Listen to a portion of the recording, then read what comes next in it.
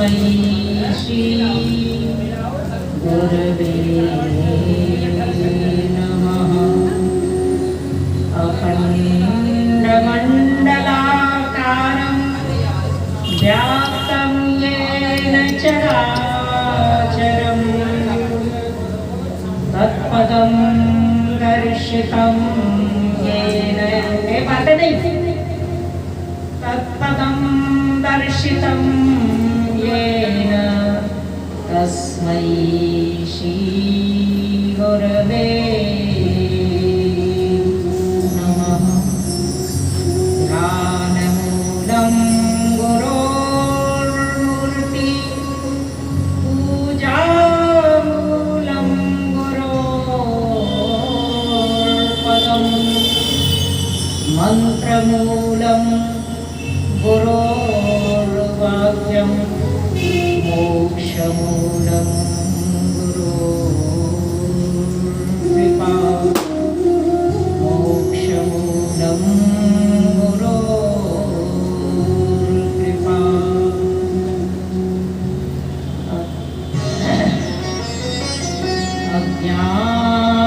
अज्ञानतिमिरान्धस्य ज्ञानाञ्जनशलाकया चक्षुरुन्मीलितं येन तस्मै श्री गुरवे नमः।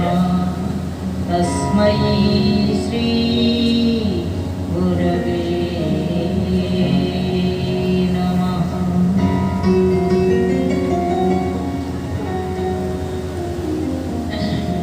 अनाराध्य राधा पदाम्भोजयुग्मम्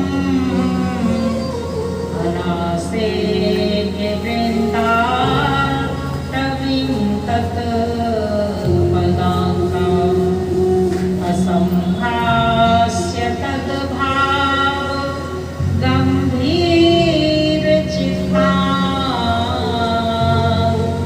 कुतः स्याम सिन्धो रसस्यावगा कुतः श्याम सिन्धो रसस्यावगा।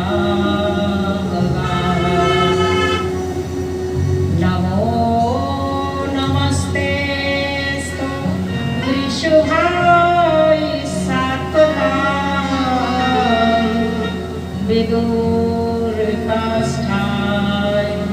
मुमुक्षुयोगिनां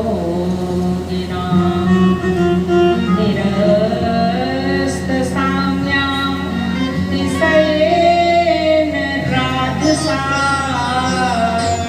स्वधामनि ब्रह्मणे दंशते नमः। स्वधामनि ब्रह्मणे दंशते नमः। श्रीमद्भागवते महामुनिकृते किम्वापरैश्वरः सद्यो हृद्यवरुध्यते अत्र पृथिवीः सुस्वसुस्तिस्सु तत्क्षणात्।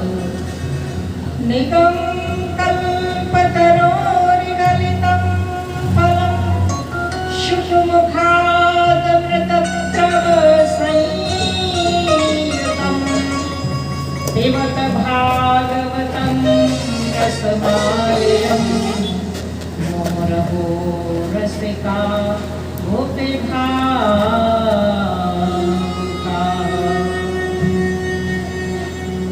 श्रीमद्भागवतं पुराणतिलकं यद्वैष्णवानां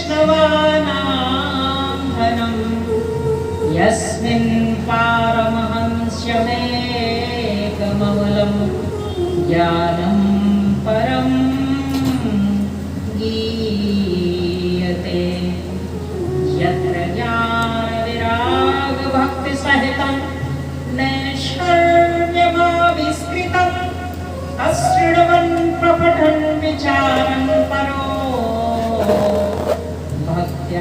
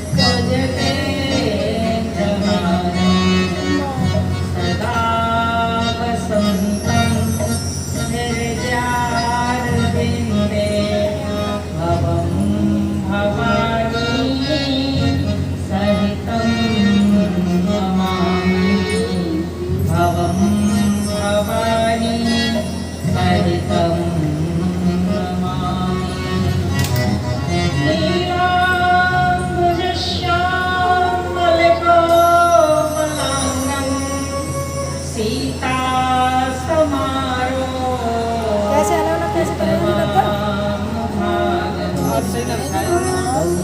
महासा यत् चारु चापं नमामि रामं रघुवंशनाथं नमामि रामं रघुवंशनाथं इधर कुछ सरकाइए माया दुर्गा भवानी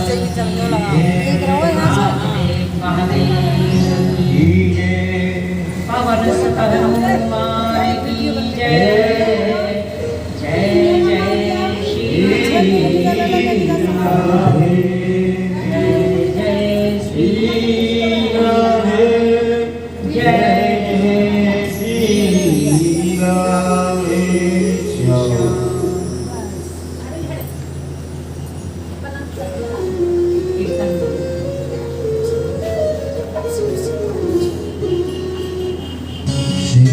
गोविंद हरे मुरारी हे नाथ नारायण वासुदेव कृष्ण गोविंद हरे मुरारी हे नाथ नारायण वासुदेव कृष्ण गोविंद हरे मुरारी हे नाथ नारायण वासुदेवा श्री कृष्ण गोविंद हरे मुरारी हे नाथ नारायण वासुदेवा हे नाथ नारायण वासुदेवा हे लक्ष्मी नारायण वासुदेवा हे नाथ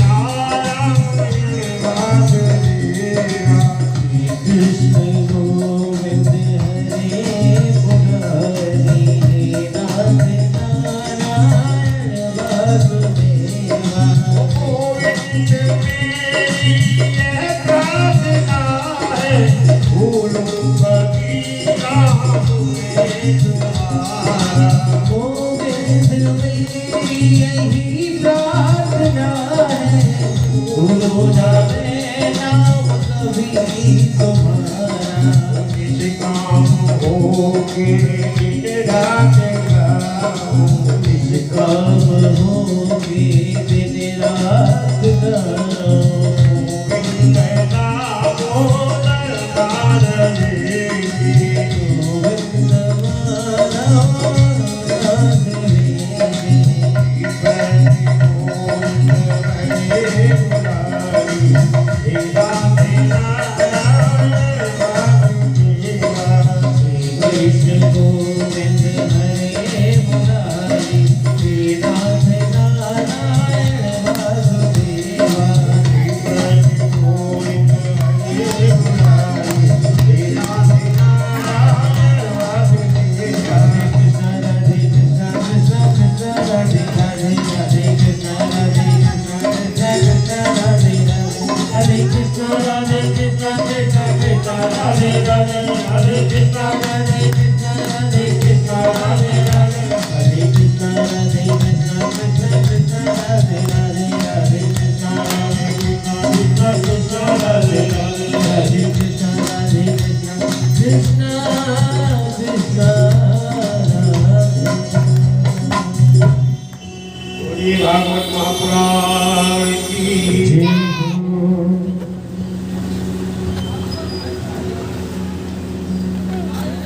बोलिए वृंदावन बिहारी लाल की जय वृंदावन भक्ति धाम की जय राजीव महाराज की जय हो सनातन धर्म की जय हो सब संतन की जय हो सब भक्तन की जय हो जय श्री राम आज बड़े की संख्या कम है, बालकन की ज्यादा है। बालकन की ज्यादा है वो तो यहाँ पर कार्यक्रम ये बुलाए लाए बालकन भैया जी तो बड़ो नटखट है। पहले ही देखो इतने बालक तो 3 दिन में नहीं थे जो चौथे दिन में आएंगे। तोता भी आएगा और झंझना भी आएगा।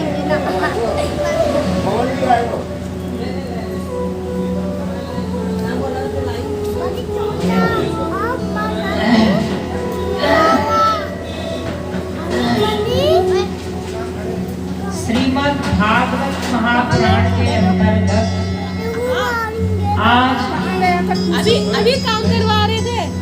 चौथा दिन भी आ पहुंचा कौन करते हैं और 4 दिन के बाद कितने दिन रह जाते हैं शेष? 3 तो 4 और 3 मिलके 7 तो 7वें दिवसीय यह कथा के अंतर्गत और इस आयोजन की सहभागिता में जिन्होंने भाग लिया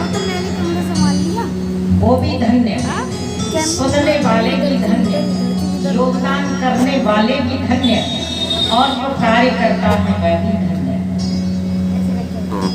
धन्यम भागवती वार्ता सुनानाम अपि दुर्लभा। धन्य है वो श्रीमद् भागवत की वार्ता जो सभी जनों का कल्याण करती है। मन देवताओं का कल्याण करे या न करे ये अलग बात, मनुष्यों का तो कल्याण अवश्य ही होना है। तो ये ऐसी दुर्लभ कथा जो आपको यहाँ सुनने के लिए मिल रही है माँ पूर्णागिरी के मंदिर में, तो ये पूर्णागिरी साक्षात भवानी जगदम्बा है और योग माया दुर्गा का आवाहन भगवान श्री कृष्ण जब करते हैं तो योग माया स्वयं सिरोधार करते हुए आज्ञा का पालन करती है। ये योग माया दुर्गा कौन है? ये साक्षात भगवान श्री कृष्ण की अनुजा बहन है, अनुज वाली छोटी बहन है। ये मिलकर के दोनों कौन हुए? बहन और भाई हुए। इसलिए योग माया दुर्गा भवानी जय जय जय श्री राधे जय जय श्री राधे। अब ध्यान से श्रवण करें।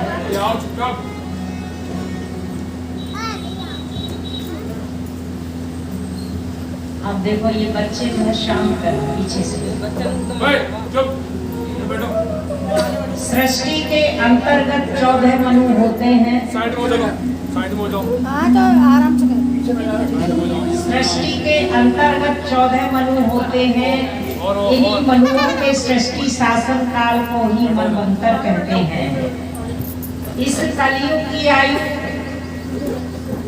4,32,000 है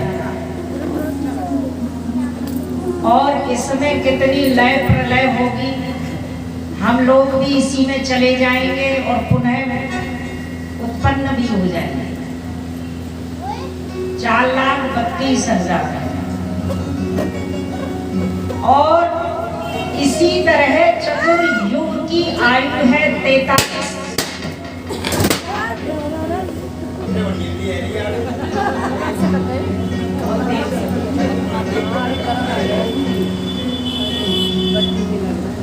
इसी तरह चतुर्युग की आयु है 43,20,000 वर्ष।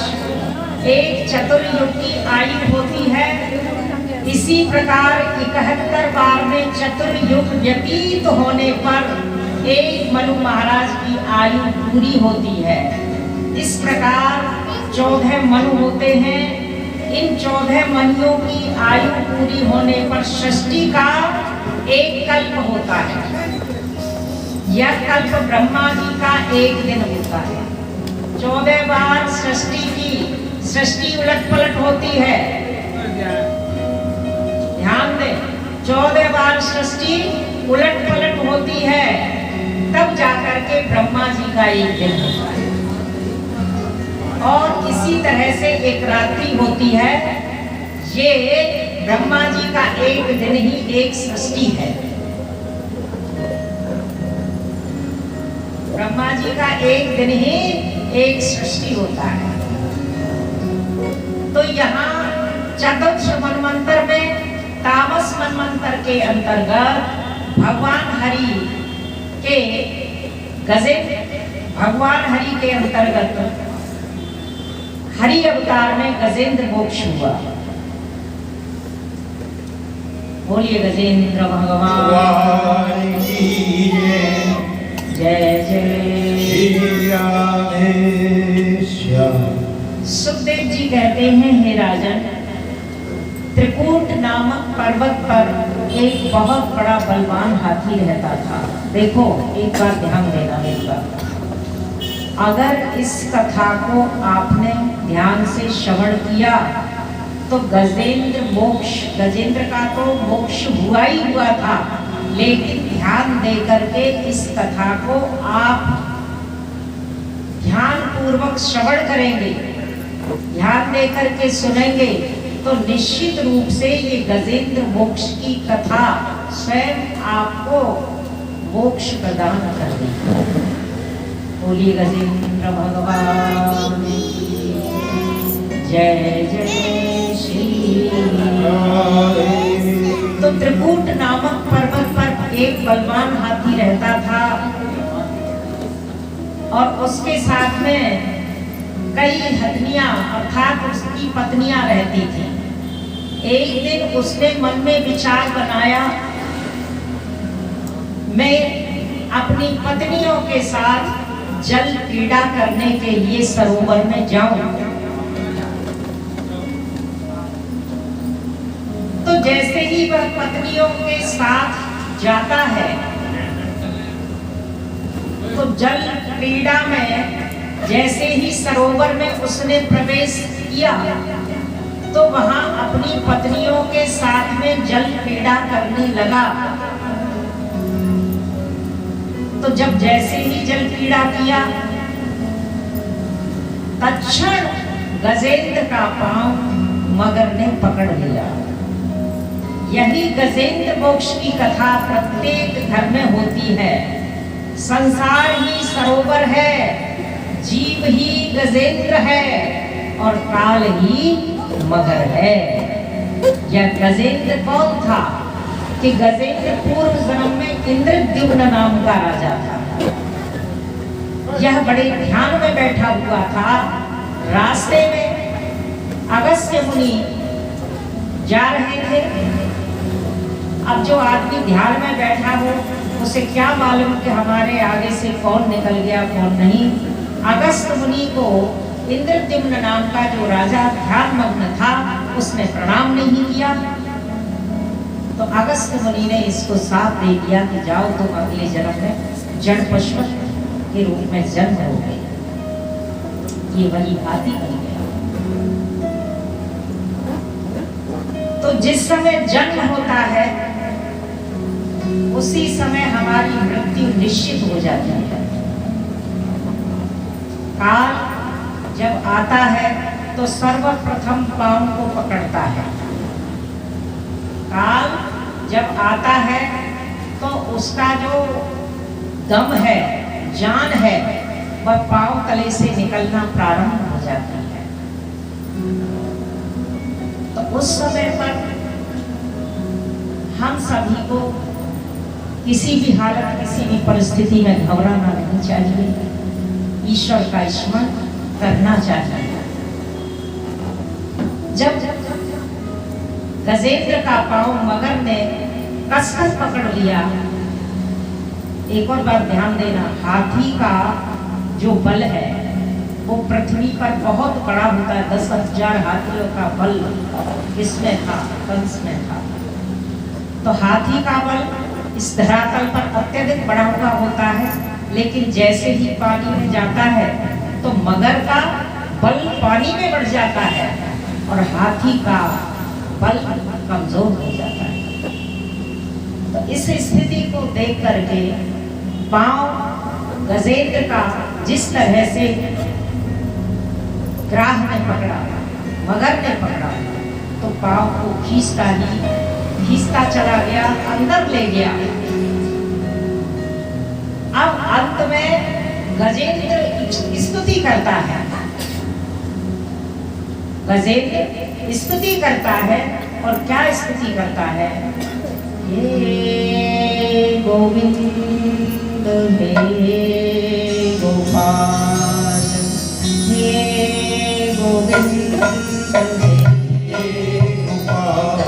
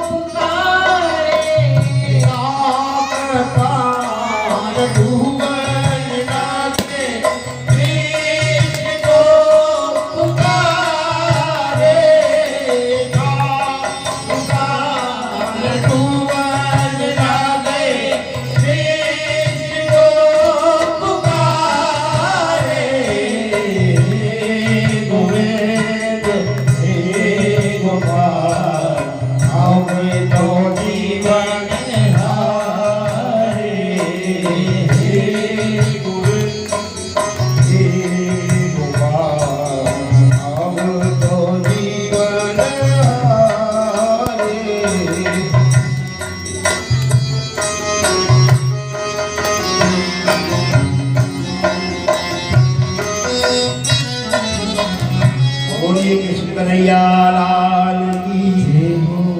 देखो जयकारा बोलोगी तो भगवान आके, और जयकारा नहीं बोलोगी तो हाथ जलना है बाबू। जोर जोर से जयकारा बोलो, बोल कृष्ण कन्हैया लाल की जय हो। इस प्रकार 1 महीने तक युद्ध चला। जब उन पत्नियों ने यह देख लिया कि इसको तो मरना ही मरना है, तो क्यों न इसको हम छोड़ के चली जाएं। तो पत्नियों ने मन में विचार किया, अपने प्राणनाथ को छोड़ के वो भी आगे बढ़ गई। क्या कोई किसी का नहीं है संसार में। जब गहरे पानी में मगर पांव को खींचता हुआ ले गया तो मात्र उसकी एक सूंड ही दिखाई देती है, और जब सूंड दिखाई दी तो उसने जान लिया कि